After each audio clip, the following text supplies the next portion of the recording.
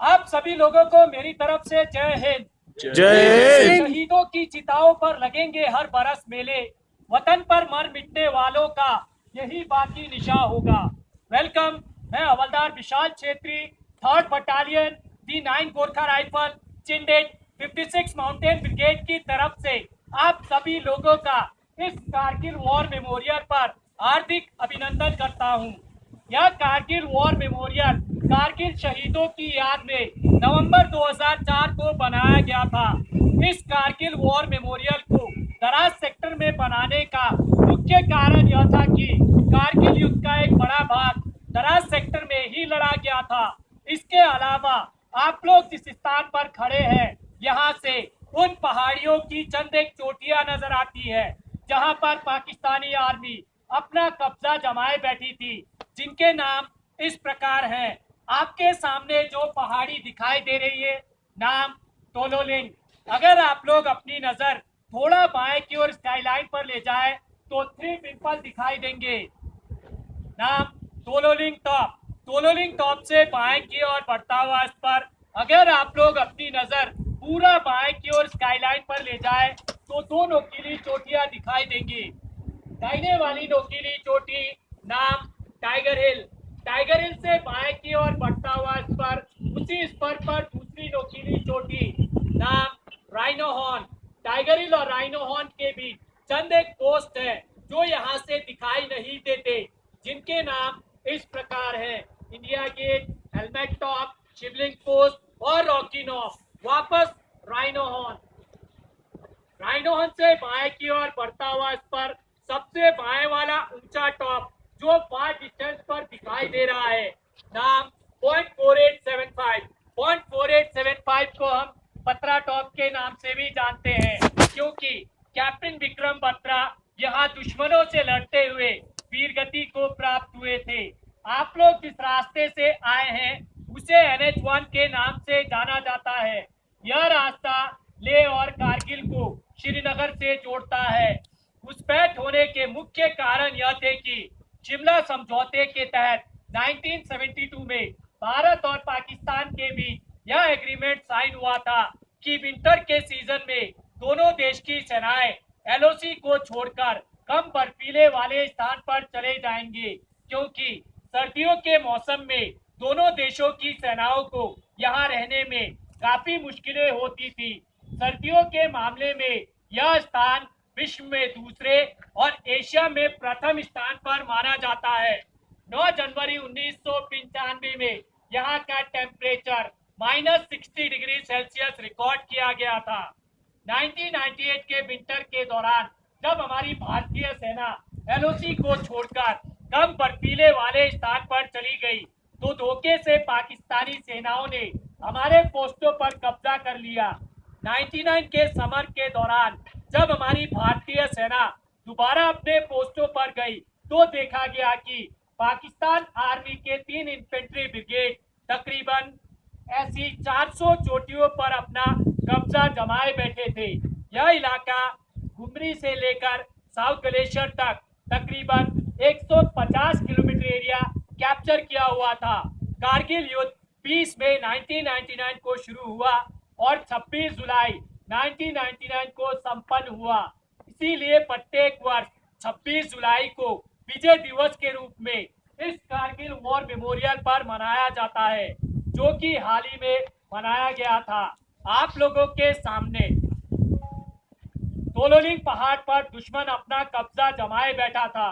भारतीय सेना की ओर से तोलोलिंग पर कैप्चर करने के लिए 18 ग्रेनेडियर बटालियन को डिटेल किया गया। 18 ग्रेनेडियर बटालियन द्वारा ऑपरेशन को लॉन्च किया गया, परंतु दुश्मन की अच्छी पोजीशन और प्रभावशाली फायर के कारण बटालियन की मूवमेंट को रोक दी गई। मूवमेंट केवल अंधेरी रात और खराब मौसम में ही सफल हो सका। काफी दिनों के संघर्ष के बाद बटालियन अपना पंप बेस बनाने में सफल रही। 18 ग्रेनेडियर बटालियन का साथ देने के लिए 2 Rajputana rifle, 18 Garhwal rifle, 13 Jammu and Kashmir rifle और 1st नागा बटालियन को डिटेल किया गया। सभी ही बटालियनों ने अच्छी प्लानिंग के साथ 20 मई से लेकर 24 जून 99 तक चले संघर्षपूर्ण ऑपरेशन के दौरान अलग अलग दिशाओं से हमला किया, दुश्मन को मुंहतोड़ जवाब दिया और दोबारा तोलोली पर कैप्चर किया। इस ऑपरेशन के दौरान भारतीय सेना को काफी नुकसान उठाना पड़ा। इस ऑपरेशन के दौरान भारतीय सेना के 4 ऑफिसर, 3 जूनियर कमीशन ऑफिसर और 19 जवान वीरगति को प्राप्त हुए।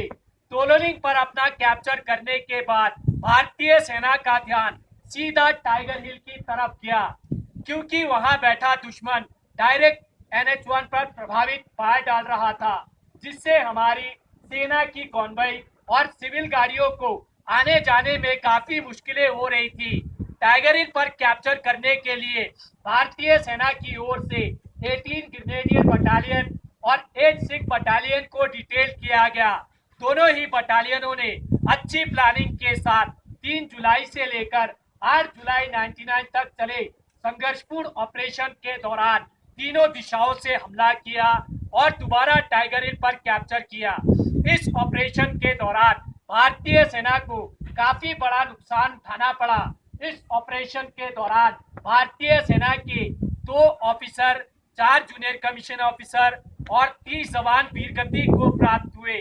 इसी ऑपरेशन के दौरान 18 ग्रेनेडियर बटालियन के ग्रेनेडियर योगेंद्र सिंह यादव की महान बहादुरी और अदम्य साहस को देखते हुए उन्हें परमवीर चक्र से सम्मानित किया गया और उन्हीं के party commander lieutenant Balwan Singh की महान बहादुरी को देखते हुए उन्हें महावीर चक्र से सम्मानित किया गया। पॉइंट 4875 को हम बत्रा टॉप के नाम से भी जानते हैं। कैप्टन विक्रम बत्रा की महान बहादुरी को देखते हुए उन्हीं की battalion 13 Jammu and Kashmir rifle को पॉइंट 4875 पर कैप्चर करने के लिए डिटेल किया गया और उसी के दूसरे फीचर पिंपल 1, पिंपल 2 और बेलबेक पर कैप्चर करने के लिए 17 जाट बटालियन को डिटेल किया गया और ट्विन बम पर कैप्चर करने के लिए 2 नागा बटालियन को डिटेल किया गया। तीनों ही बटालियनों ने अच्छी प्लानिंग के साथ 4 जुलाई से लेकर 10 जुलाई 99 तक चले संघर्षपूर्ण ऑपरेशन के दौरान चारों दिशाओं से हमला किया, दुश्मन को मुंहतोड़ जवाब दिया और दोबारा तीनों पोस्टों पर कैप्चर किया। इस ऑपरेशन के दौरान भारतीय सेना को काफी बड़ा नुकसान उठाना पड़ा। इस ऑपरेशन के दौरान भारतीय सेना के 3 ऑफिसर और 27 जवान वीरगति को प्राप्त हुए।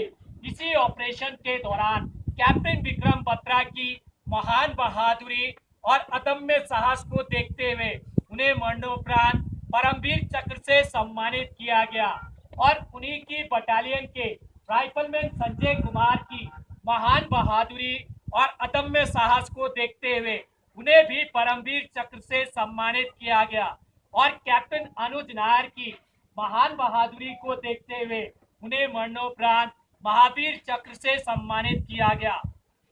इसके अलावा कारगिल युद्ध के दौरान जिन जिन बटालियनों ने हिस्सा लिया उन सभी बटालियनों के ऑफिसर, जूनियर कमीशन ऑफिसर और जवानों ने भारत मां की रक्षा करते हुए अपने प्राणों की आहुति दी है।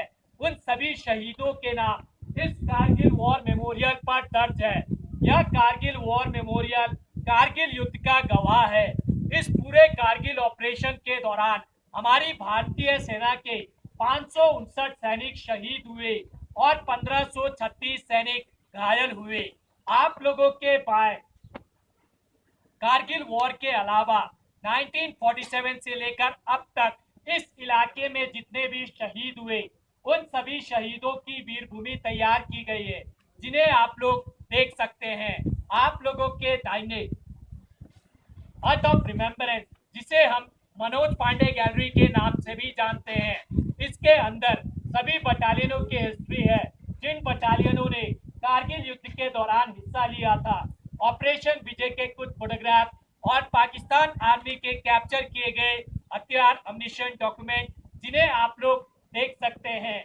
आप लोगों के सामने नेशनल फ्लैग, पोल की लंबाई 100 फीट, फ्लैग का size 37 into 25 feet, flag foundation of India द्वारा 26 जुलाई 2012 को विजय दिवस की 13वीं वर्षगांठ पर उपहार स्वरूप भेंट किया गया था। इन शहीदों के बलिदान को किन्हीं भी शब्दों में बयां नहीं किया जा सकता। हम इन्हें सलाम करते हैं, ये देश इन्हें सलाम करता है। अंत में मैं आप सभी लोगों से यही गुजारिश करना चाहूंगा कि आओ झुककर करें सलाम उन्हें जिनके मुकद्दर में ये मुकाम लिखा होता है।